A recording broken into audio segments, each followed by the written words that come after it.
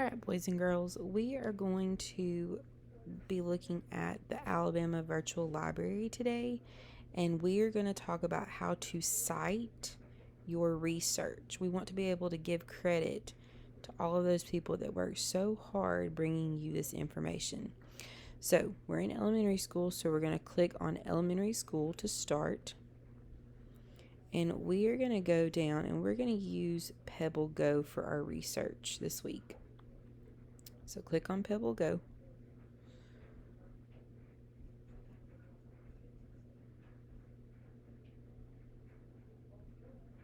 All right, we are talking about famous Americans. So we're going to click on biographies. And then we are talking about the history of America and their accomplishments. So we're going to go over to history makers. History makers. And then we're going to go up to the American Revolution for this one. American Revolution. All right, we are going to look at George Washington to start. George Washington. All right, when you get to this screen, you have your introduction, and it gives us some quick information about George Washington, who he was.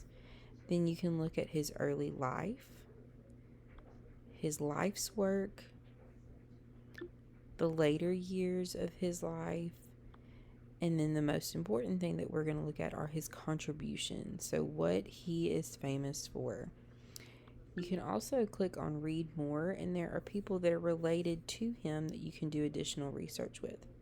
But today we're going to be talking about how to cite our work. So PebbleGO has made it extremely easy for us. So we're going to click this little button right here, and it pops up directly for you. So we're going to make sure we have MLA format. Our article is George Washington. It is on PebbleGO. This is the date that you accessed it online, and then this is the website that it takes you to.